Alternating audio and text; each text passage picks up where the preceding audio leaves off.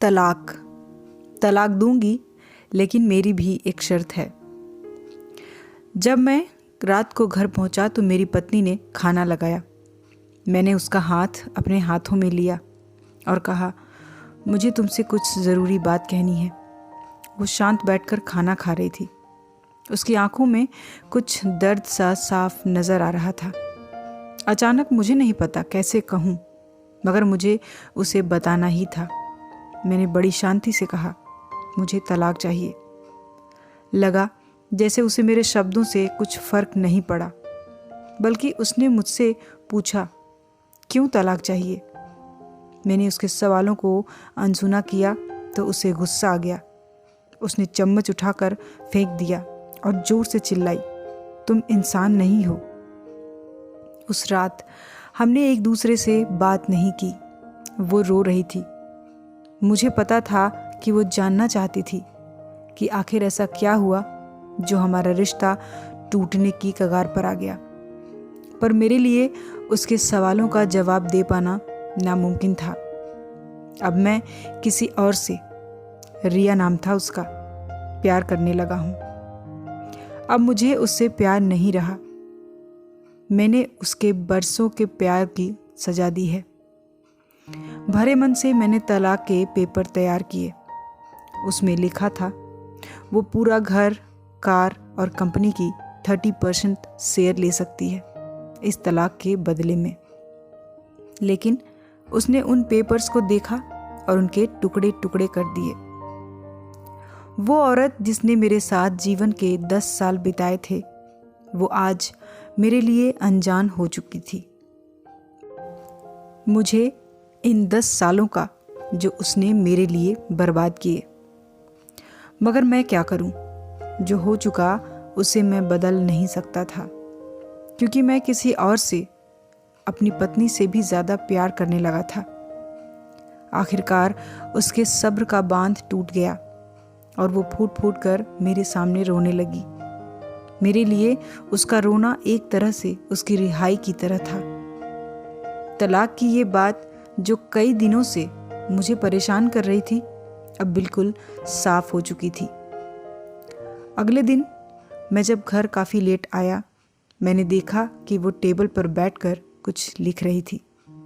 मैंने शाम का खाना नहीं खाया था, लेकिन फिर भी मैं सीधे ऊपर जाकर अपने कमरे में सो गया, क्योंकि पूरा दिन रिया के साथ रहने और कई जगह घूमने के बाद मैं थक गया था। वो शायद रात को उसी टेबल पर लिखते लिखते सो गई थी। सुबह उसने तलाक देने की शर्तें बताई। वो मुझसे कुछ भी लेना नहीं चाहती थी। उसे सिर्फ तलाक से पहले 1 महीने का समय चाहिए था। उसने आग्रह किया कि इस 1 महीने में हम दोनों वही पुराना वाला जीवन जिएं, जितना संभव हो सके, क्योंकि आने वाले महीने में हमारे बेटे की परीक्षा है। वो नहीं चाहती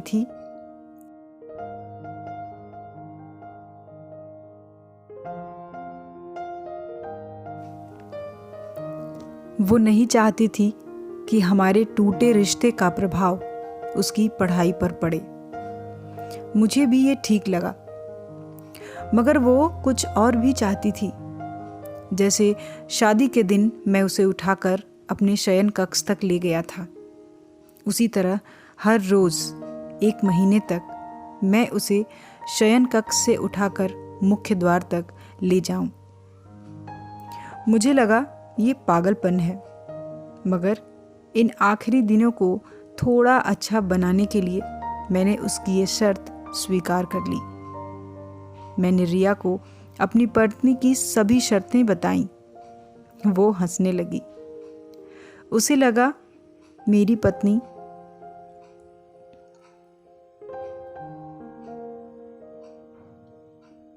कितने भी तरीके अपना ले, तलाक तो होना तय है। मेरी पत्नी और मैं किसी से भी इस दौरान नहीं मिले थे, लेकिन उस दिन जब मैं उसे पहली बार उठाकर गेट तक लेकर गया तो हम दोनों काफ़ी अजीब महसूस कर रहे थे।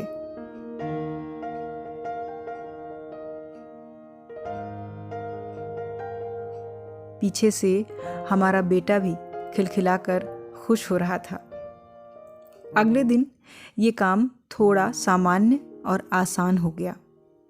वो मेरे सीने से लगी थी और मैं उसकी खुशबू महसूस कर रहा था। ऐसा लगा जैसे कई दिनों बाद मुझे ये खुशबू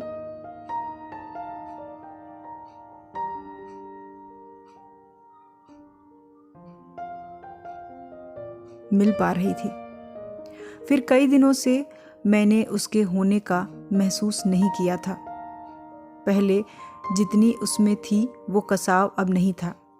उसके चेहरे पर कुछ हल्की झुर्रियाँ भी नजर आ रही थीं और बाल भी सफ़ेद होने लगे थे। ये वही औरत थी जिसने अपने जीवन के 10 साल मुझे समर्पित किए थे।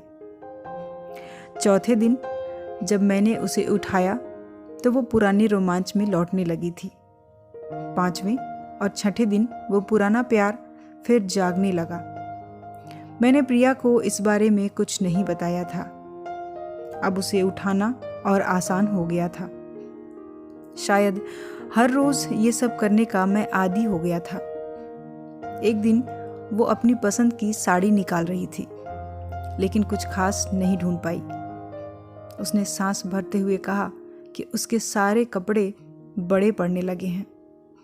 तब मुझे पता चला कि वो काफ़ी दुबली हो गई है और इसीलिए मैं उसे आसानी से उठा पा रहा था।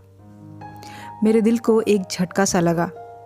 उसने अपने दिल में काफ़ी सारा दर्द छुपा रखा था। पता नहीं कैसे मैं आगे बढ़ा और उसके सिर को छू कर देखा। मुझे लगा कहीं मैं अपना निर्णय ना बदल लूं। मैंने अपनी पत्नी को रोज़ की तरह उठाया और बेडरूम से सिटिंग रूम होते हुए हॉल तक लाया। उसने प्यार से अपने दोनों हाथ मेरी गर्दन के आसपास रख दिए। मैंने उसे जोर से पकड़ रखा था, बिल्कुल हमारे सुहागरात की तरह। मगर उसका इतना कम वजन मुझे परेशान कर रहा था। महीने के आखिरी दिन जब मैंने उसे उठाया तो मेरे लिए एक कदम भी चल पाना मुश्किल हो रहा था। हमारा बेटा स्कूल जा चुका था। मैं अपनी कार से ऑफिस गया और कार से कूदकर बाहर आ गया बिना कार को लॉक किए। मुझे डर था कि अब एक पल की भी देरी मेरा इरादा बदल देगी। मैं ऊपर गया। रिया ने दरवाज़ा खोला और मैंने उससे कहा, रिया, अब मैं अपनी पत्नी से तलाक नहीं लेना चाहता। उसने मुझे देखा और मेरे सिर पर हाथ फेरकर कहा, तुम्हें बुखार तो नहीं है? मैंने उसका हाथ हटाया और कहा, सॉरी रिया, अब मुझे अपनी पत्नी से तलाक नहीं चाहिए। हमारी शादीशुदा ज़िंदगी शायद हम दोनों के ध्यान न देने की वजह से बोरिंग हो गई थी, लेकिन इसका मतलब ये कतई नहीं कि हम एक दूसरे से प्यार नहीं करते। अब मुझे ये एहसास हुआ है कि जिस दिन मैं उसे शादी करके अपने घर लाया था, उसी दिन से जीवन के आखिरी दिन तक मुझे उसका साथ निभाना है। रिया के होश उड़ गए। उसने मुझे एक जोरदार चांटा जड़ दिया मेरे मुंह पर। वो रोने लगी और दरवाज़ा अंदर से बंद कर लिया। मैं सीढ़ियों से नीचे उतरा और आकर अपनी कार में बैठ गया। आगे एक फूल वाले की दुकान पर रुका और अपनी प्यारी पत्नी के लिए एक सुंदर सा गुलदस्ता लिया। दुकानदार ने पूछा कि इस पर क्या लिखना है। मैंने मुस्कुराते हुए कहा कि मैं तुम्हें जीवन के आखिरी दिन तक यूं ही उठाता रहूँगा, मेरी अर्धांगिनी। उस शाम जब मैं घर आया, हाथों में गुलदस्ता लिए, मेरे चेहरे पर एक मुस्कान थी। मैं ऊपर गया, लेकिन तब तक वो मुझे छोड़कर इस दुनिया से जा चुकी थी हमेशा के लिए। वो कई महीनों से कैंसर से लड़ रही थी, लेकिन मैं रिया के साथ इतना खोया हुआ था कि कभी ध्यान ही नहीं रहा। उसे पता था जल्दी ही वो मुझे छोड़कर जाने वाली है, इसीलिए वो मुझे और मेरे बेटे के रिश्ते को टूटने से बचाना चाहती थी। मैं नीच उससे तलाक लेना चाहता था, लेकिन फिर भी उसने मुझे और अपने बच्चे की नज़रों में एक प्यारा पति और पिता बना दिया था।